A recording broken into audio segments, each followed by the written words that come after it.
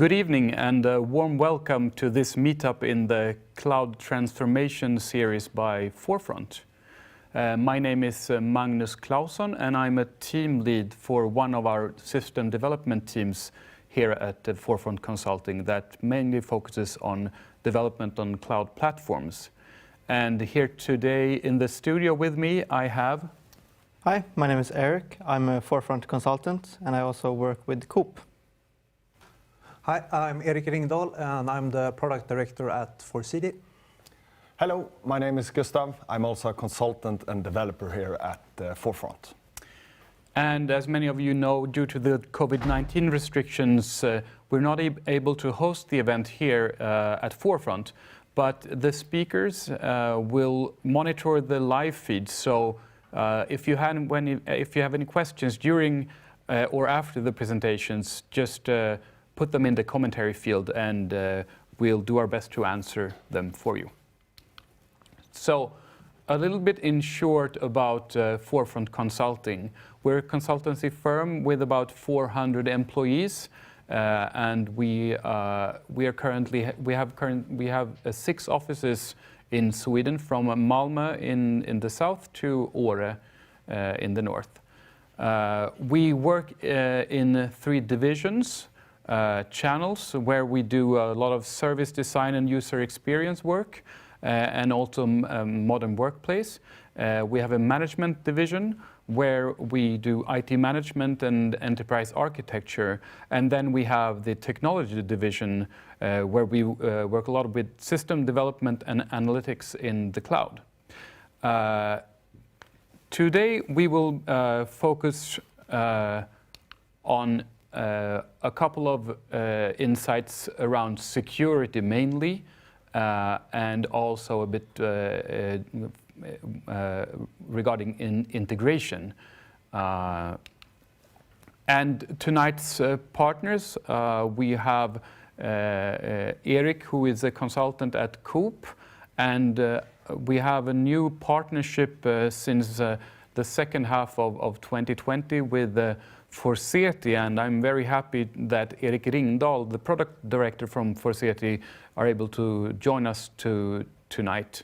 Eric, would you like to weigh in a couple of words about Foreseeti and your products and your services? Yeah, absolutely. So we are Foreseeti. We are a Swedish company based here in Stockholm, and we do automated threat modeling and attack simulations. And we have started a partnership with Forefront, both a business partnership, but they also help us developing our products with their expertise in cloud and cloud formation and cloud security. Excellent, thank you very much. And Eric, can you weigh in a little bit about your assignment at the Coops? Right, so I'm part of a team called Coops Betala, and we work with various services connected to digital transactions and payments. Okay, excellent. Thank you very much. And before we start, I would just like to show you a little bit about the agenda for tonight. So we will start with Eric Odlinder's presentation about implementing Keycloak, and we'll have some questions and answers in the panel after that. So be sure to put any questions in the commentary field, and then we'll move on to Erik Ringdahl's presentation about automated threat modeling, and of course a bit of questions afterwards, and then we'll be done for the evening. So this is also how to play for the evening. The presentations are pre-recorded, and the speakers are available for Q&A here in the studio. So email us for any presentation material at my email magnus.clausen@forefront.se. So with that, I would like to hand it over to the first presentation where Eric will tell us a little bit about Keycloak and secure payments at Coops. Hello. So as I said during the introduction, my name is Eric and I'm a Forefront consultant, currently working with Coops as a Scrum Master and developer. Now, the question of how to secure your applications and services is important to many development teams. There are many solutions available to choose from, and today I will give you an introduction to one such solution, Keycloak. I will also give you some insight on how we have utilized Keycloak at Coop Betala. So, what is Keycloak? Keycloak is an open source identification and authentication management solution. It can be used for single sign-on for any application and also securing APIs and services. Keycloak works with most standard authentication protocols such as UAuth 2.0, OpenID Connect, and SAML. To go through these protocols and their functions could be a whole meetup in and of itself, so I won't do that. However, you should know that the default in Keycloak is OpenID Connect, and they themselves recommend it for most uses. I will therefore also base this presentation on the OpenID Connect protocol. So here we have a simple overview of Keycloak. As you can see, Keycloak has many options for identity brokering, and you can use various user federations. Keycloak also has out-of-the-box integration with many third-party identity providers such as social networks and online platforms. So it works like this. When a user enters a Keycloak-protected application or website, they need to identify themselves with a method of your choosing. Once identified, they receive tokens, which they can use to make requests to Keycloak-protected APIs and services. These services can then ask Keycloak to verify the token they have received with external requests to ensure that the user is authorized to make such a request. And of course, the logic for generating and verifying these tokens is handled by Keycloak entirely, so you do not need to worry about that. There are some basic concepts that you should know for Keycloak. The first is tokens, which allows access to protected resources. The next one is clients, which in the most basic sense are the protected resources. The third one is roles, and these are used to identify different types of users and helps determine what access a user should have. So as I said, I'm basing this presentation on the OpenID Connect protocol, and in that there are 3 different types of tokens you should be aware of. The first one is the identity token, which contains information about the user who has identified themselves. It can include things such as name, perhaps an ID, perhaps if there's a picture that has been associated with the account. A second is an access token, which determines what the user has access to. For example, if a certain role has been mapped to the user. And it's these tokens that are sent with your request to any API and services you have protected. The third one is the refresh token. Whether or not this token type is used depends on which OpenID Connect flow you're using. There are 2 types of flows. There's standard flow and implicit flow. In the implicit flow, refresh tokens are not used. However, in the standard flow, access tokens are usually short-lived. The refresh token is therefore used to get a new access token if your old one has expired without the need to authenticate yourself again. Up until now, I have only touched on the basic functions of Keycloak and how it works. However, Keycloak also provides a more complex service provider interface, or SPI, which allows you to integrate your own custom code and functions into Keycloak. For example, the authentication SPI allows you to integrate your own authenticator, which can be used for any specialized authentication your applications may require. Another example is the user storage SPI, which you can use if you have your own user database, which you want to use with Keycloak. However, you cannot migrate it to the Keycloak data model using either LDAP or Active Directory. While the uses of these SPIs requires more knowledge of authentication flow and other various considerations, it allows you to use Keycloak in a more centralized authentication and identification management solution, despite more complex use cases and requirements. So, let us have a look at the Keycloak administration console. Right now, I have an instance of Keycloak running locally using Docker. And let us log in. When we log in for the first time, we enter the master realm. The master realm is there for management of Keycloak and any other realms you create, as well as securing Keycloak itself. It's not recommended to use the master realm to secure your applications and services. So let us instead create another realm. You can do that over here. You see it says master, and we add a realm. Let's just call it demo and create it. So here we have our new realm, and here under realm settings we can take a look at some of the options you have. First off, if you want to connect your realm with an email host, you can configure it here. That can be used to send verification or confirmation emails when a user signs up, for example, using Keycloak. If you have deployed Keycloak with any custom themes, which you can use to make the login page look according to your company design and so on, you can choose them here.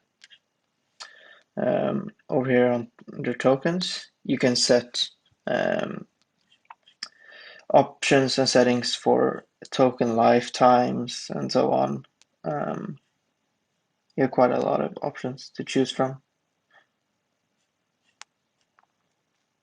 And here you have the keys that are used to sign your tokens, and you can configure these according to your needs. And these are just the default that Keycloak come with when you generate a new realm. Let's create some clients. You do this over here, and Keycloak comes with some default clients, which we not really need to worry about right now. But over here, we can create new clients. So right now, let's create one for a front-end application that will be secured using Keycloak. Let's call it my demo app. We'll use the OpenID Connect protocol and create. So now we have a new app. Let's first take a look at some of the settings available to your client. Over here, you can determine the protocol if you want to change it. Over here, you can change the access type, whether or not you should be able to access the client. Over here, you can set the flow you choose. So since we have OpenID Connect, you can choose between the standard flow, which, as I said, contains both the ID token, the access token, and the refresh token, or the implicit flow, which only contains the ID token and access token. Over here is an important setting, valid redirect URIs. So when you redirect to Keycloak for authentication, you also specify what URI Keycloak should redirect you back to once you have been authenticated and have signed tokens. And you need to specify which such redirect URIs are valid. This ensures that once you have authenticated yourself, you are not redirected with valid tokens to some sort of website or origin that is not allowed. So for now, let's just use localhost 80.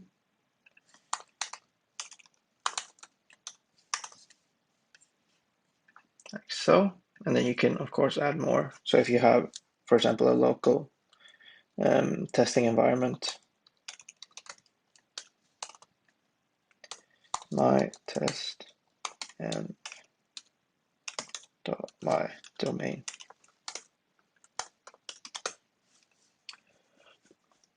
Now, both an application running locally and in your test environment can use this client with Keycloak.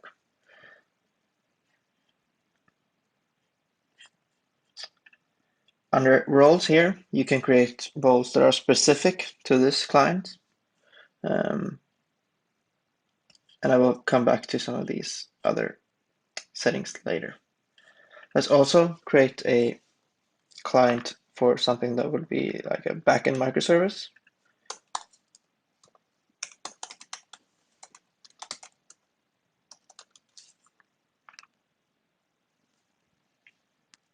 Let's set that to access type confidential. Since we won't be logging in using the browser, we can just disable the standard flow as well. And over here we have service accounts enable setting. So for example, if you're microservice needs to communicate directly with another microservice, and therefore also needs its own access token. You can turn this on, and the microservice is able to reach out to Keycloak to get its own access token, so it too can make requests.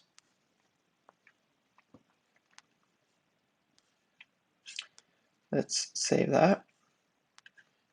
And now you can see that the credentials tab over here has been added. And under here, you can see the client ID and secret. You can put in the properties of your application. And this is able to, this is used to create and establish a safe connection between your application and Keycloak. Now that we have some clients, we can also look at client scopes. Client scopes are protocol mappers that are available to all clients of the realm. So let's say we want to map a certain user attribute to the tokens provided by our client. We can first create a client scope for that. Let's call it my user scope 1. And once we have the client scope created, we can here under mappers create a new protocol mapper, and let's call it user color, for example, if the user has some sort of color related to themselves. And then you select that as a user property, and let's also call that user color.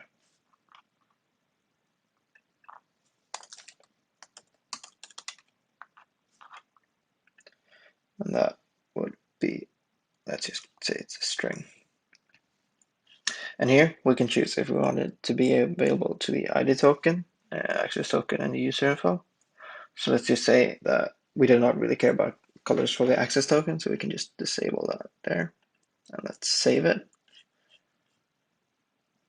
So now we can check, I have my newly created user scope over here. If we return to the clients and to the demo app, you can then here under client scopes see that our newly created client scope is available here, and we can then add that. And any tokens generated using this client will then have this mapped to the ID token, given that the user who has authenticated themselves has that user attribute. Now, let us take a look at roles. So here under the roles tab, we can create roles which will be available to all clients in this realm. So let's create up a user role.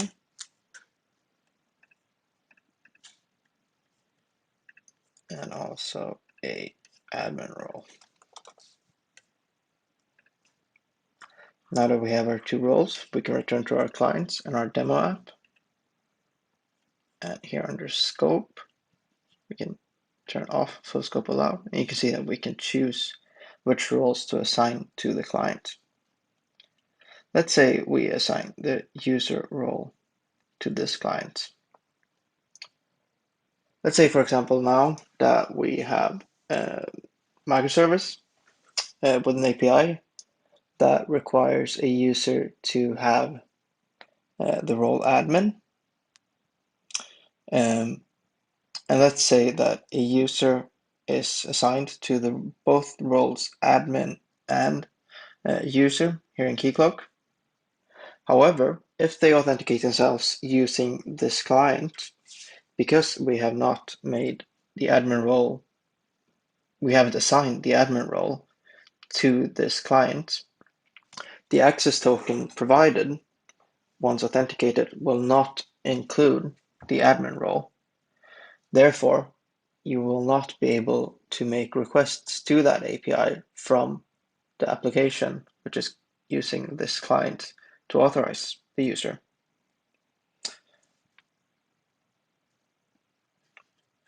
But of course, if we add this one as well, the roles in the access token provided would include both user and admin. and the API would be able to be called from the application. Let's continue down. So here under identity providers, we can connect any external identity provider to Keycloak. So if we have our own user-defined ones, we can connect them using these. And then we also have any social platforms that we want to connect. So for example, GitHub, we can create a identity provider for them. But let's not do that right now. Under here, you can also connect your own user federations to Keycloak and import them here. Once you do that, you can also sync users, and any users imported from that user federation will show up under here. First off, let's create a new user here in Keycloak. And let's just call it my user.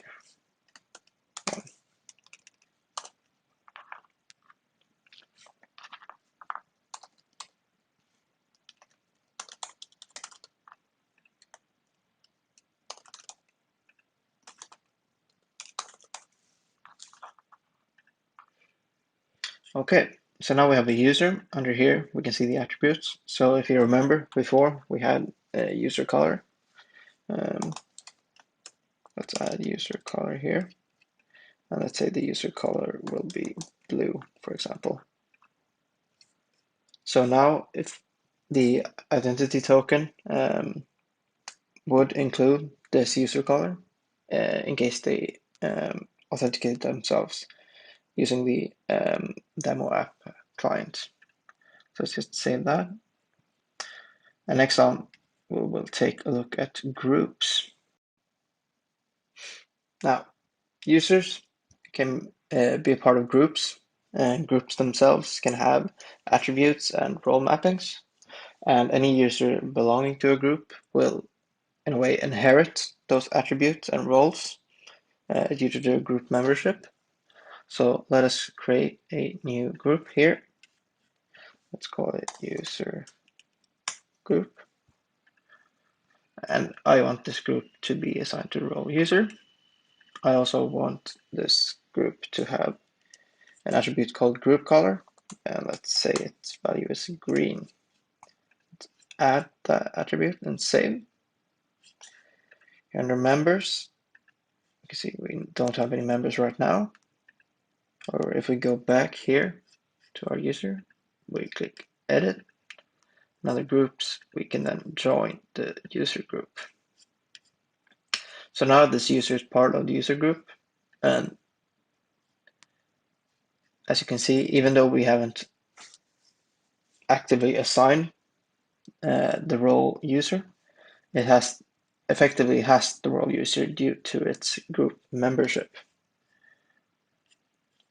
However, things like the group membership and the group attribute that we created here will not automatically be made available to any clients that authenticates this user that are part of this group.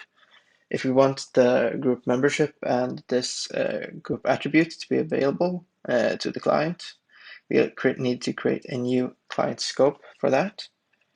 So let's create a new scope. Let's call it my group scope, like so. And then here under mappers, let's create a new one called group. And it should be group membership. Again, let's call it group. And it's, as before, we can decide which tokens this should be available to, but let's just have it for both right now. Like so. We can go back to the scope. So now the group membership here is available, but we can also create a new one. That's a user attribute. And let's call it group color.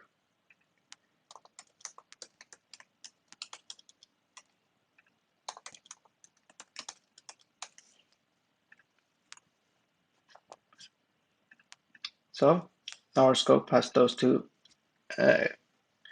mappers. And let's go back to the clients and my demo app. Let's check the client scopes over here and add selected. And now any tokens generated using this client will also include the group membership as an attribute and the group color and its value. Now, if you want new users to be assigned to any groups immediately, we can go here to default groups under the groups tab and add our group. So now any new user will also be part of the user group. Lastly, I want to talk about this authentication tab to finish up.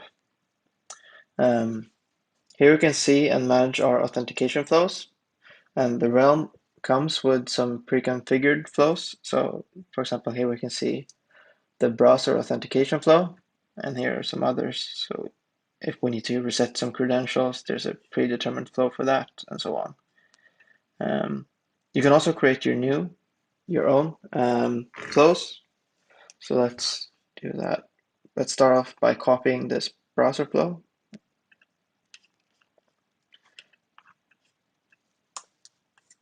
Oops.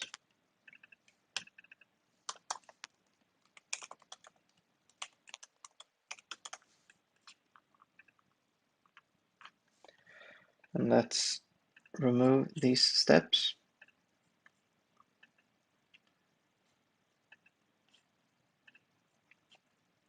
And instead, let's add our own. And here under flows, you can select what sort of authentication you want. And here, if you have added your own custom authenticator using the authentication SPI and deployed it, it will be available in this list. But as you can see, there are a lot of various authentications to choose from. So let's say we want a username form.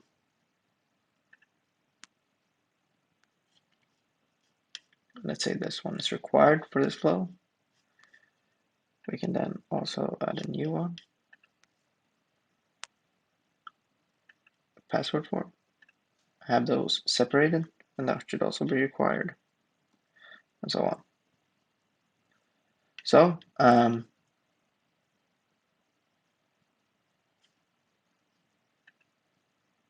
here under bindings, you can set the default flows for your realm. So for example, let's say we have 3 clients that will use the browser for authentication, and 2 of them will use the default browser flow. That comes over here. Then we can leave this as browser. However, let's say that our demo app here wants to use the flow that we created for itself, that we created. Then we come here to authentication flow overrides in its setting. And under browser flow, we can select my browser flow and save. Oh, I must not have saved here. Let's just do that.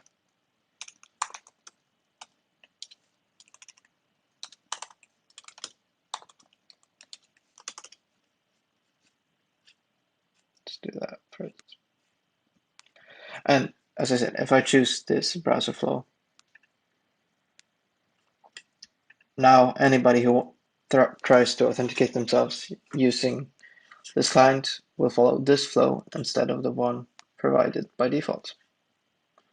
So that's basically all I wanted to show right now. And let's jump back into how we use Keycloak at Coop. Now, let's move on to how we use Keycloak at Coop Betala. First off, what do we do at Coop Betala? Well, we're a part of Coop Digital, the Coop division that is responsible for Coop's digital presence, both in-store and online. We work with services and solutions connected to digital transactions and payments. Coop Betala is divided into 2 development teams that both use Keycloak. Here are some examples of services that we work with. The first one is Scan and Pay, which is a service where Customers scan items they wish to purchase with their phone in the store, and then they pay with their phone as well using either Swish or a connected credit card. Another service is the inköpstjänst, which is a digital payment and invoicing service for organizational customers. You pay with your phone app at the cashier in a store, and then you're invoiced once per month for all the purchases your organization has made that month. So how do we use Keycloak? Well, we use the OpenID Connect protocol for our services because it's the standard and it's easy. For our backend APIs and services, we use the standard verification of the access tokens we receive in the request. However, for our front-end applications, it gets more interesting. Here, Coop has made use of a Keycloak authentication SPI and created a custom authenticator. So, how has Coop utilized the authentication SPI? Well, we have these two portals for inköpstjänsten that I mentioned earlier. The application portal, where customers apply for the service, and the administration portal, where customers log in to administrate their organization, add buyers, look at their invoices, look at the purchases they have made, and so on. We wanted users to identify themselves for these portals using the Swedish electronic identification system BankID. For applications such as these two and others outside of our scope, Coop created a BankID adapter, which was developed and integrated into Keycloak using the authentication SPI. So let me walk you through how this adapter works for our use case. When a user navigates to one of these portals, the application recognizes that the user isn't authenticated and identified. You are then redirected to Keycloak using a special parameter, which indicates that we want to use our custom authenticator.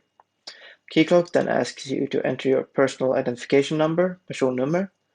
That is then passed to the BankID adapter, which creates an authentication assignment with BankID. Once the user has completed that assignment, the adapter lets Keycloak know and in turn returns the user to the portal with valid tokens, and they have access to the functions of the portal. I will now show you this process in action. So let me show you the flow when using our custom authenticator in action.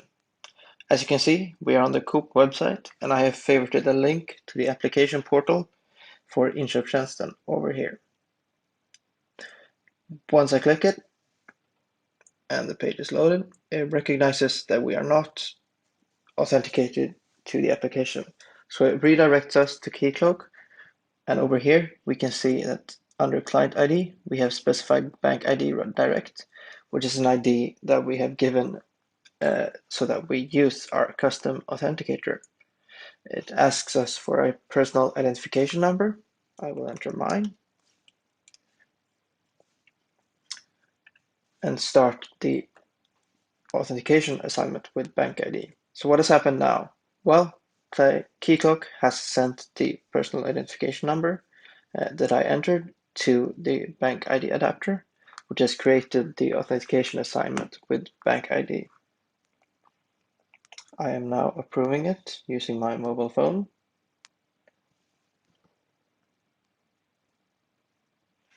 And as soon as BankID recognizes as soon as the BankID adapter recognizes that the authentication assignment has been approved, it relays that information to Keycloak, which in turn redirects us back to the application portal.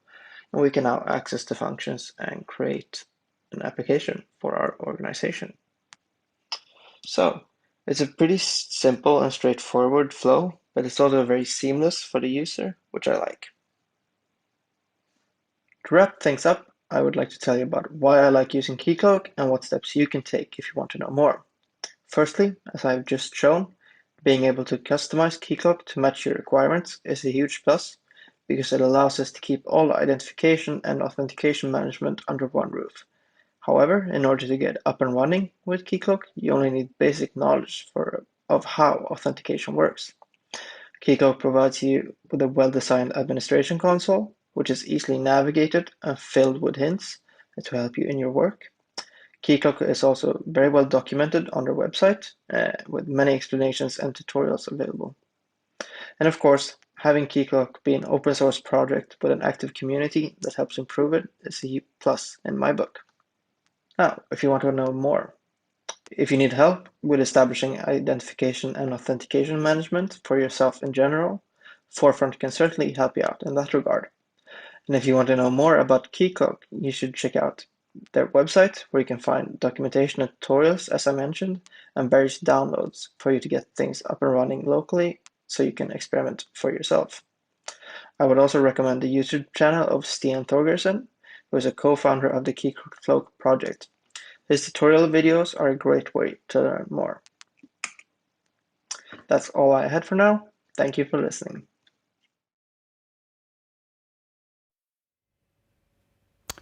A warm welcome back, and I hope you enjoy the first segment of our show tonight. And thank you, Eric, for a really great presentation. Can I begin to ask you, why did Coop Betala choose Keycloak? Well, to be honest with you, I'm not entirely sure about why Keycloak was chosen in the first place. I've only been with the team for about 16 months now, and Keycloak was established way before I joined. However, based on the requirements we have of the tool right now, I can definitely say that it was a good choice, because we have demands on ease of use. When new team members join us, we want them to be able to get up and running quite quickly and not have it be a hurdle for them to do their work. But we also have requirements on being able to customize it in case we need to.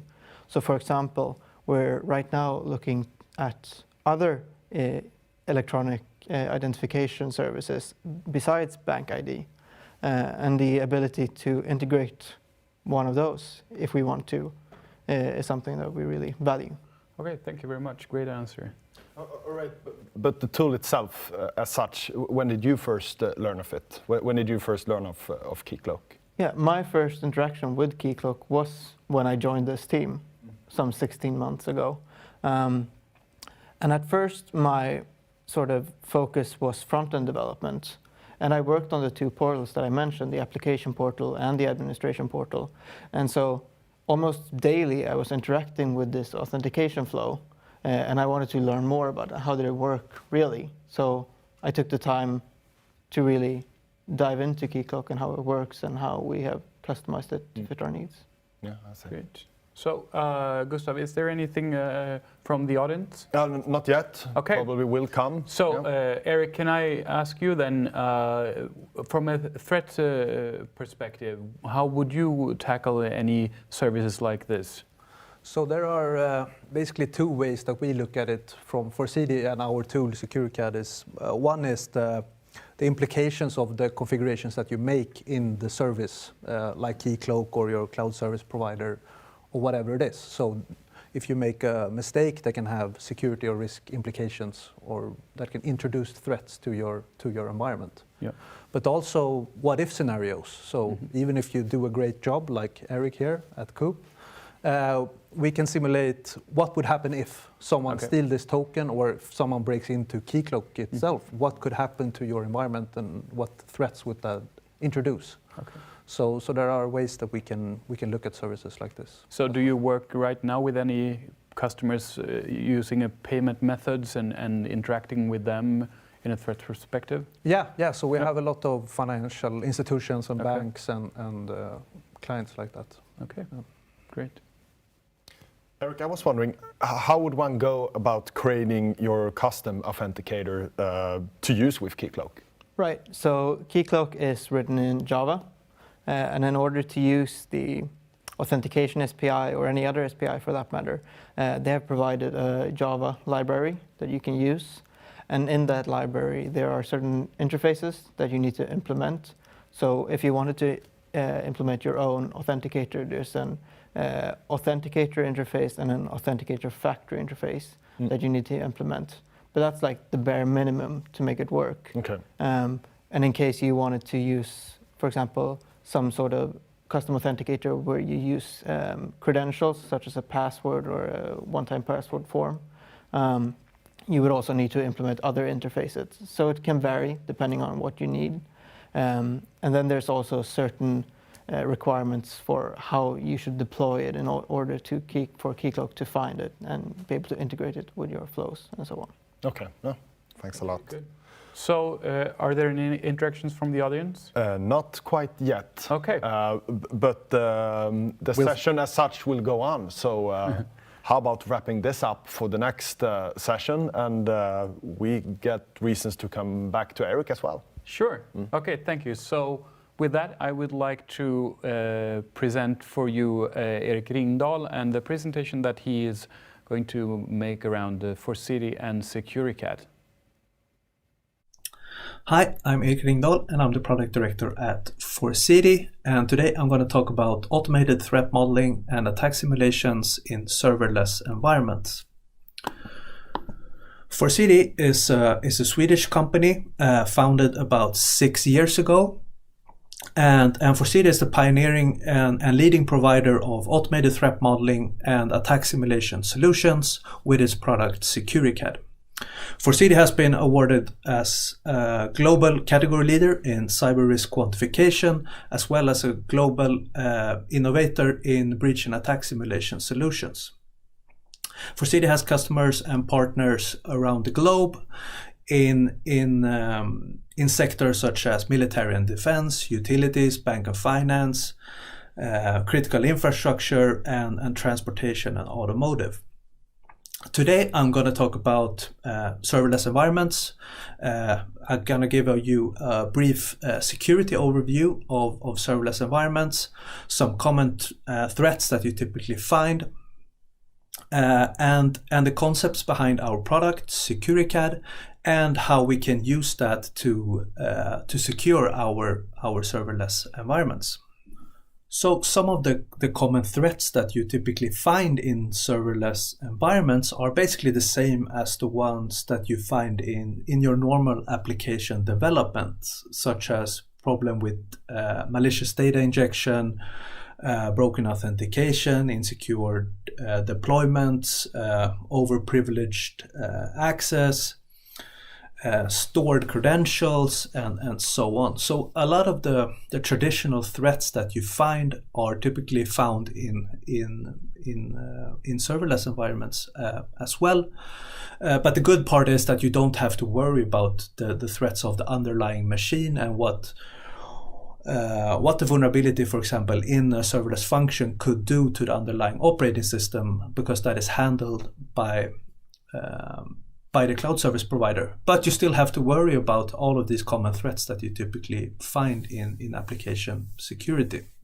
So what does that mean for us, and how can we use SecuriCAD to try to understand this complexity that serverless can introduce to us, and also the complexities of the interactions and all of the surrounding services and how they affect that type of deployment.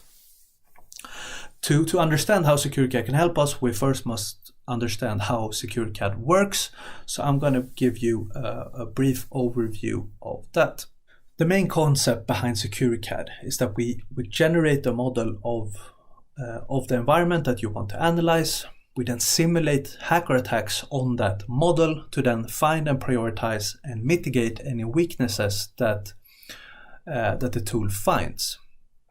And all of this is done on the model itself. So the attack simulations is never done on the actual environment, but in this model or digital twin of your environment. So this model can be generated automatically based on data from your environment, or it can be built manually in our modeling tool. You can also combine these two and model parts of your environment manually and then enrich it with data from your environment.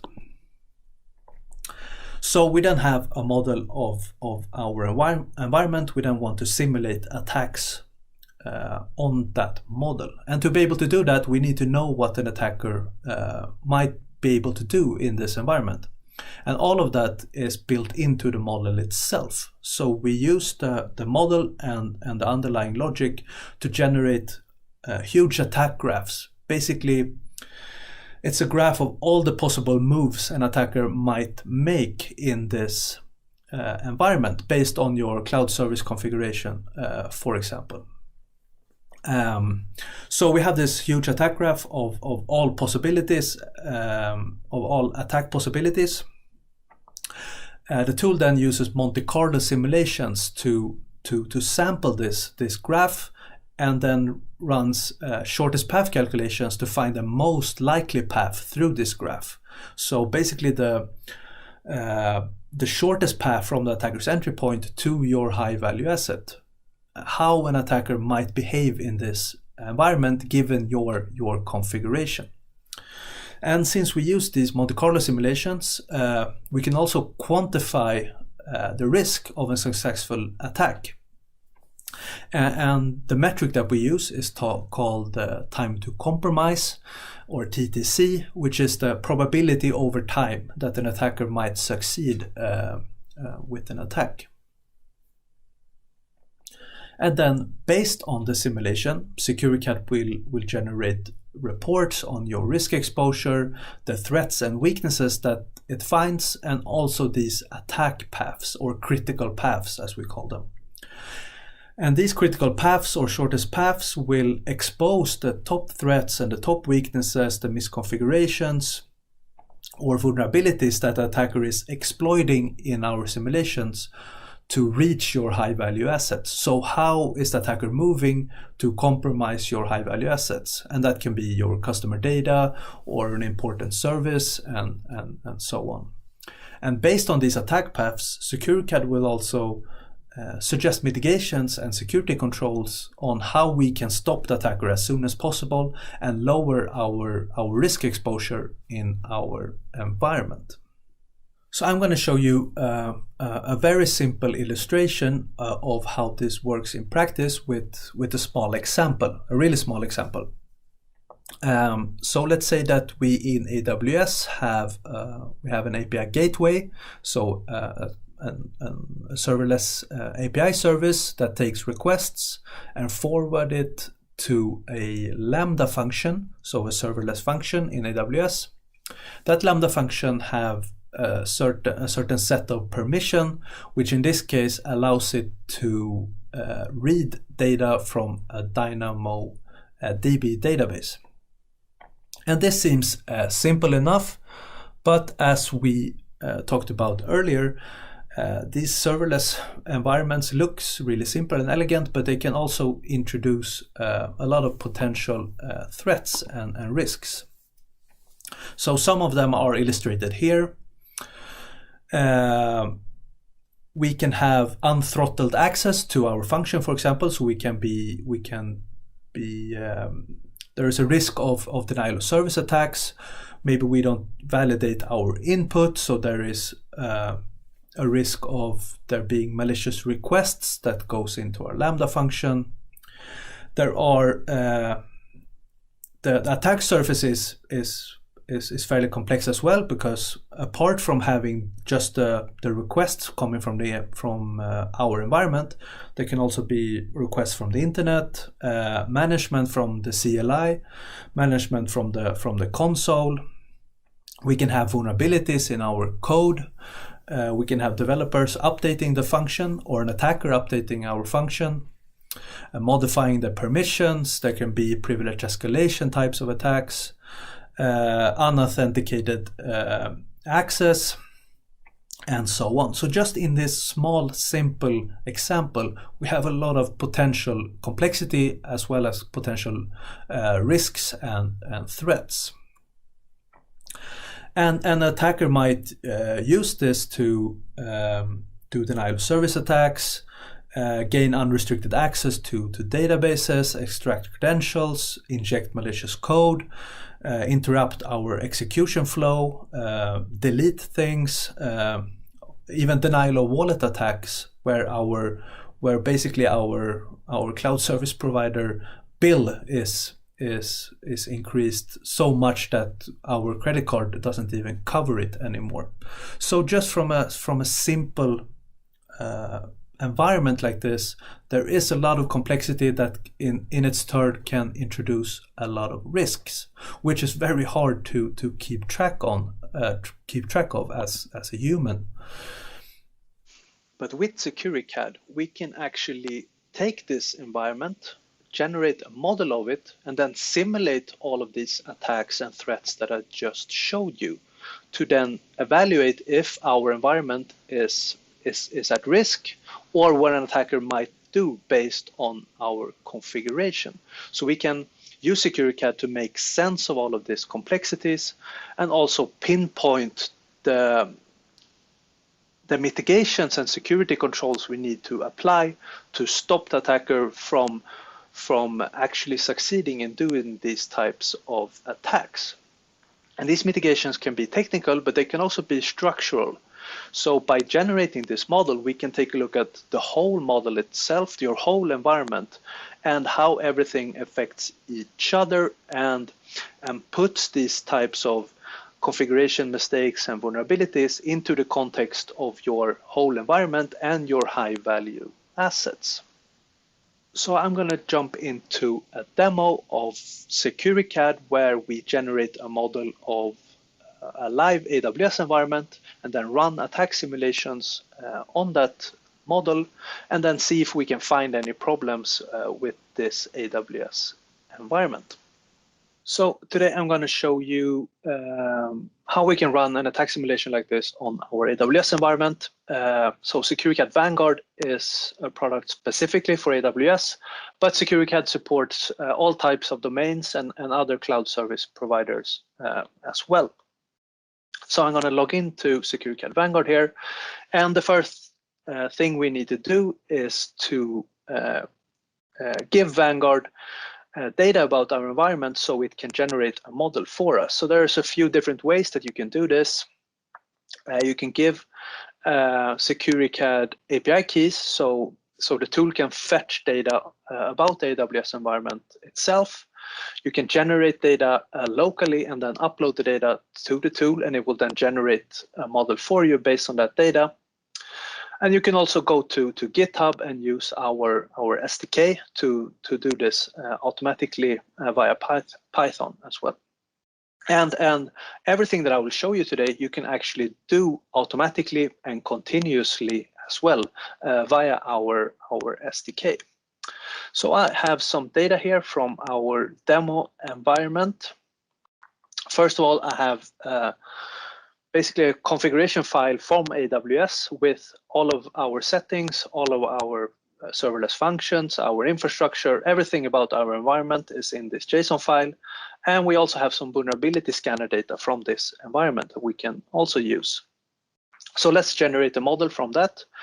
So SecuriCAD has now generated a model from our AWS data and generated a digital twin of that environment in SecuriCAD.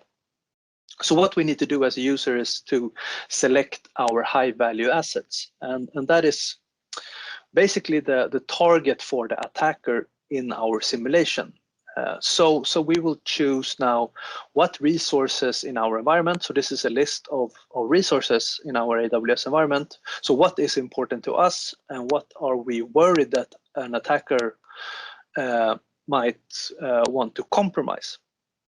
So this can be customer data, an important service, or anything in your environment, basically. So let's choose a few resources that we want to have as targets for our attacker. And we can then choose what type of attacker we want to simulate. And this will effectively decide how effective the attacker is, what types of capabilities the attacker have, and the amount of resources the attacker has. So let's pick the cybercriminal for now and then hit simulate. And this will now start the simulation on our model, and we will simulate all possible attacks and actions an attacker might do based on our AWS configuration. So now the simulation is done. And first of all, we can take a look at the model itself. So this is a visualization of our model and basically a visualization of our AWS environment. And this is not just a visualization, but it also contains all the logic, as I mentioned earlier, all the attacks, all the actions an attacker can do between the assets in this environment. So this is an overview of our setup. This is not the whole environment. It's an overview of our VPCs and subnets and some machines. But as you can see in the list here, it contains a lot of other information as well, such as containers, serverless functions, Lambda functions, DynamoDBs, S3 buckets, and so on. We can look at other views of our model, the IAM setup, for example. We can take a look at one of our VPCs here, and one of our virtual machines in this environment.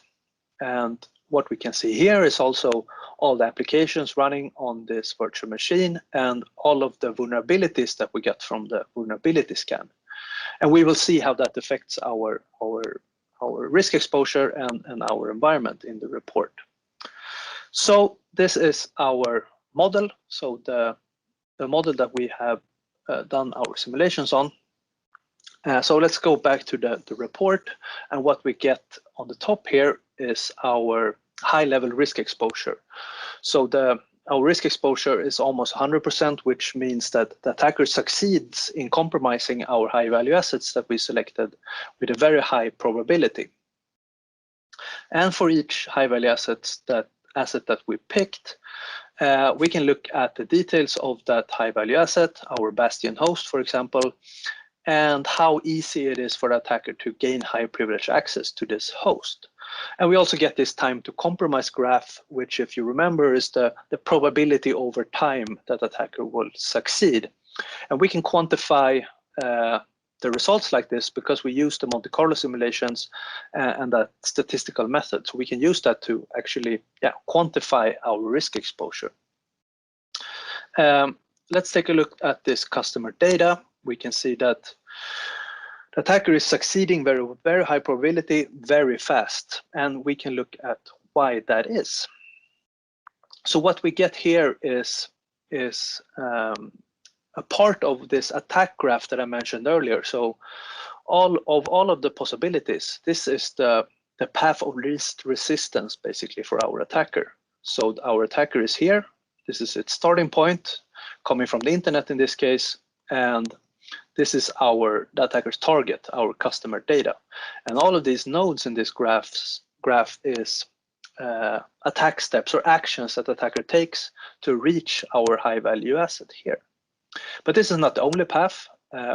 As you might remember from the example, just that small serverless environment, there are a lot of possibilities for things that can go wrong and risks and threats.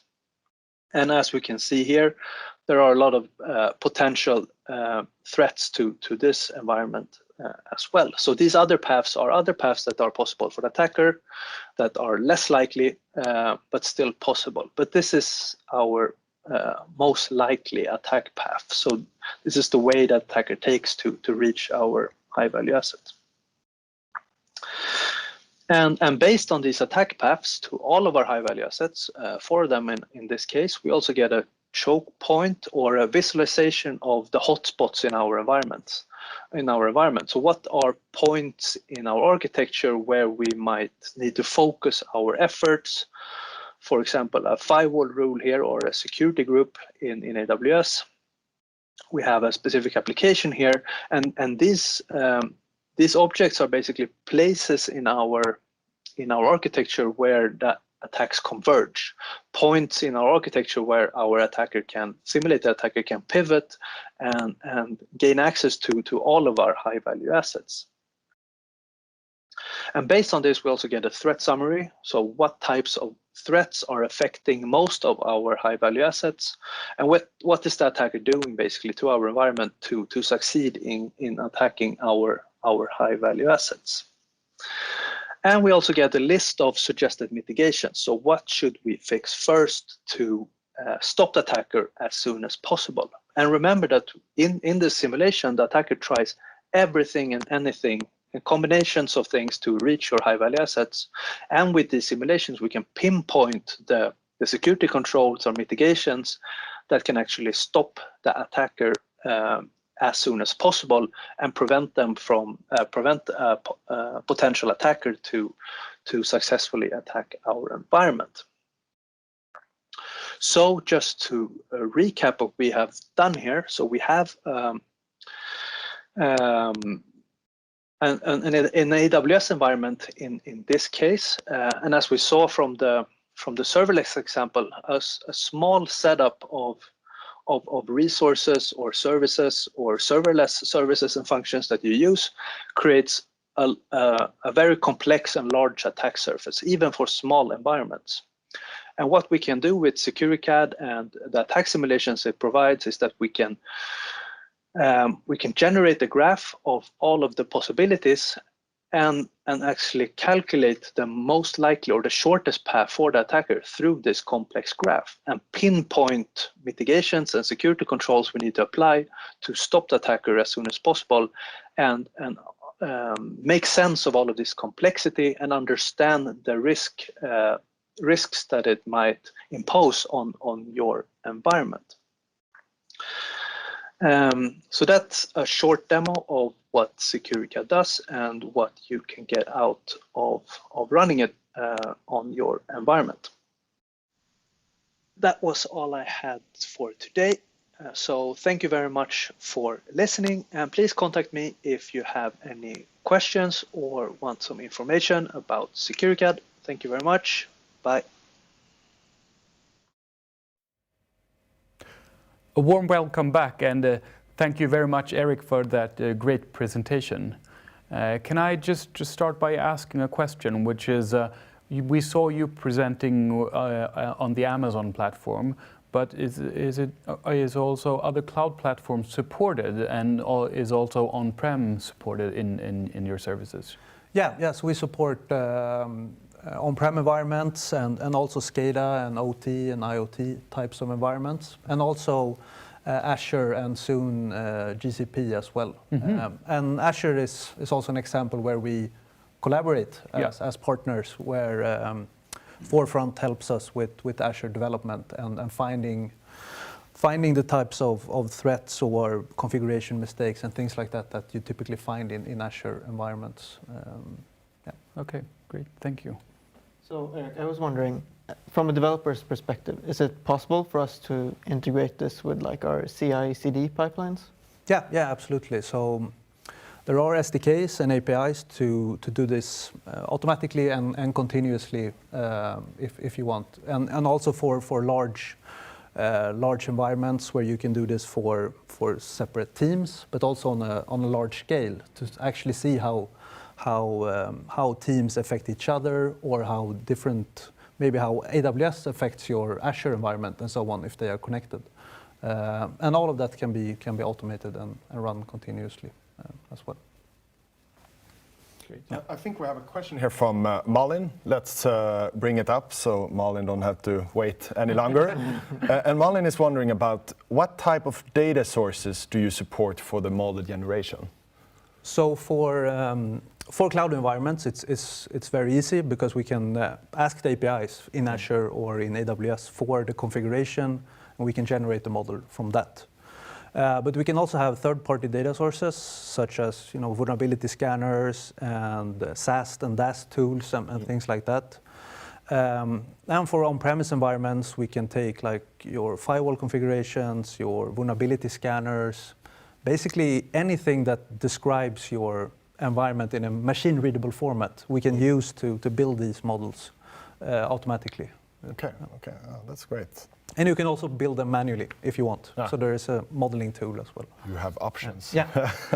That feels great. I couldn't do anything but wondering about one thing when I saw the video as well. Can SecuriCAD as a tool be used for other purposes as well? I'm currently working for one of our clients that has a lot of infrastructure dependencies and legacy.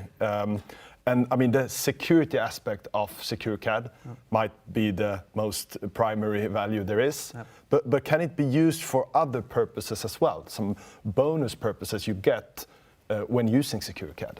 Yeah, I think a great thing is how you can communicate around security, and you can, as a developer, for example, integrating this into your pipeline and running this, you can communicate, I mean, very technical and specific threats to even a C-level management to explain how these technical things can actually affect the risk and the business risk and processes So it's a great way to communicate about security, and also the visual part of it, because you can actually show how it impacts your security and your environment, and which we have seen with our clients that we have worked with together, that just looking at the model adds a great value, because you can understand what you're working with and also how complex all of this is. I think that's a great bonus feature. Yeah, I reckon that must be a great collaborative platform for both languages, so to say. Yeah. I mean, the more technical depth, but also for people interacting with the systems as such as, I know, enterprise architectures, etc., to get a common platform for the same issue. Yeah.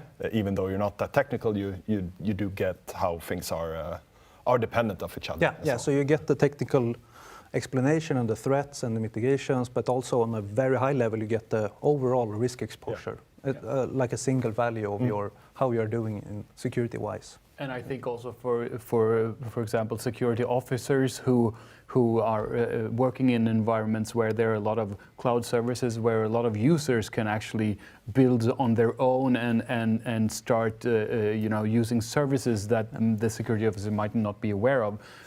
Doing this kind of threat modeling and doing the simulations actually makes them aware of what kind of services is used throughout the organization. Yeah, and it also allows your developer teams to do what they do best, is to develop new things and innovate. You don't have to have gates and stops with security, but you can actually let them do what they do best, and then have this automated thing where you can get your security feedback automatically back to you. So you're not stopping the innovation and what you're actually trying to do with your tooling. So I have another question. How does SecureCAD compare to other threat modeling and attack simulation tools? So I think for threat modeling, I mean, the biggest difference is the automation part. So, I mean, generally in threat modeling, you try to wrap your head around everything that can go wrong in your environment, and you draw it up, or you might use some tool. And they can also report the threats, but now not how the threats can be chained together, and actually how those threats can be used to compromise your high-value assets, get a hold of your customer data or your authentication service. So actually how these threats can be used, and also quantify it. So with SecureCAD we can quantify the risk of the threats, so how they actually affect you and your business. And I think that's a big difference for the threat modeling. And for the attack simulations, you typically have like agents and things installed in your environment where you actually simulate not attacks per se, but you have like malicious traffic and phishing emails going out, actual emails going out to your employee, and you measure things and try to validate your security controls. But that can also interrupt your production, for example. You can actually damage your environment by doing that. And also it doesn't cover everything. It only covers the parts where you have your agents installed, for example. Okay. And the security? Yeah, in SecureCAD we have a model of everything. So we can do whatever we want with this model without actually affecting the real environment. Yeah, so you actually take all the information and do a model of it, so it doesn't affect the day-to-day work. Yeah, exactly. Okay. And that makes us not affect the actual environment, but we can also make changes to the model, right? Mm-hmm. So we can remove things and do what-if scenarios, like what would happen if there is a new vulnerability here, mm-hmm. or someone brings a malicious laptop to our office. How would that affect our security? So I think that's the main differences that we see. Great, thank you very much. We have a question from Nancy here that we are about to take us on, and it's directed to you, Eric. Yeah. How do you spot probable attacking path from the less probable ones? So the way our simulation works is that we create these attack graphs, and some attacks in these graphs are harder or easier to do for a simulated attacker. so then when we run the simulation, we can actually figure out which is the easiest way for the attacker through this environment. Yeah. And what combination of threats is, or attacks, or things, actions is the easiest way for the attacker. So it's a statistical method, our simulations. Yeah. I have another question, which I really thought about. The fact that, maybe a bit scary of a fact, but that attackers are good at renewing themselves on how to take on vulnerabilities and so on. How are you guys on Foreseeti keeping pace with that in developing and refining your product and your when helping your customers, of course? Yeah. So I have two answers. So the first one is, I mean, we work very close with KTH, so the Royal Institute of Technology in Stockholm, where we research this, how to build these graphs and what typical attacks that you find in like an AWS environment or an Azure environment. And also there are great resources and frameworks like MITRE ATT&CK, for example, on how an attacker typically behaves and what do they generally do and in an environment. And there's also a lot of great databases and research being done on this, on how often do new 0 days come out on Windows compared to Linux and so on. So there are a lot of ways that we update and keep our tool up to date. And we also work with companies and partners like Forefront for Azure, for example, to support new services and things that you add, for example, from cloud service providers, and how that would affect your security. And the other answer is that, I mean, in general, attackers are using the same old things they did like 10, 15 years ago. It's just the combination of what they do and how they use it is the main part. So the modern environments are getting so complex, so it's so hard to keep track of everything that is happening, that, I mean, in general, attackers can use your normal public vulnerabilities, or someone accidentally publish the medical records on the internet, so you don't have to do anything. It's just the attacker can just use the same old stuff, and that's the sad part and the sad answer of it, that we haven't fixed the easy problems yet either. So, yeah. So this is sort of a cultural adoption as well, which is well, hard to adapt to, since they are always renewing themselves and finding vulnerabilities to use. And I think, I mean, in general, people are getting more aware. I mean, companies and organizations are getting more aware of this issue, and I think even Joe Biden has it as on his second item in his to-do list is to strengthen the cybersecurity. So I think we are seeing a big shift, and organizations are seeing the importance of actually handling this and making sure that we can't allow the attackers to use these simple standard types of attacks on important systems. And being second on that list, then it's probably a quite important topic. Yeah, after COVID, I think. Probably. Yeah.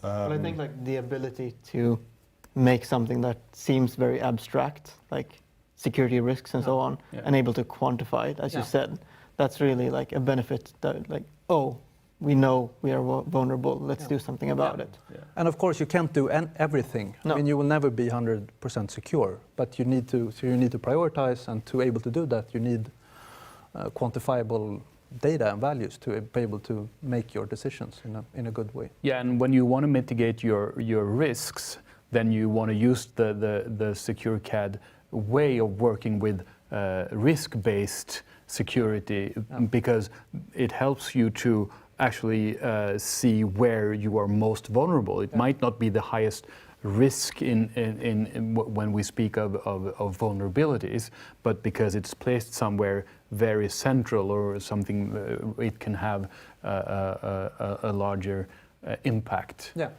if breached. Yeah. So a very like normal or low risk vulnerability in the wrong place can have a huge impact on your environment. Yeah. And that context, I think, is really important to understand and communicate to organizations to mitigate the cybersecurity threats that we see today, I think. Gustav, do we have any more interactions from the audience? No interaction from there, but I have one last question I'm really curious about, and I think that is shared among our audience and you guys as well. And that's from here and onwards, Eric, what are your main focuses in scaling SecureCAD and improving it even further? I think the main part now is, supporting more domains. So apart from Azure, which we are working on with Forefront, we want to support GCP and all of the other cloud domains. Vendors.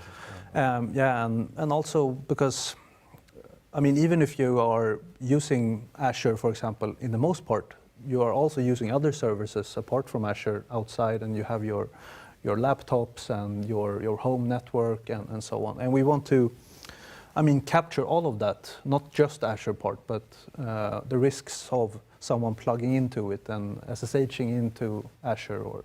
So I think, trying to cover more and more of this complexity and try to make organizations and people understand the risks and to take better decisions. I think that's our main focus. Going forward. Sounds like a good one. Great answer. And I would like to extend a big thank you to both of you. I'm very excited to follow onwards the developments of the SecureCAD product, and I'm also excited to follow you on, Eric, here at the Forefront Consulting. And so with that, we would like to thank you all for joining this session, and we hope to see you soon here at the Cloud Transformation Series at Forefront Consulting. Have a great evening. Bye-bye. Bye.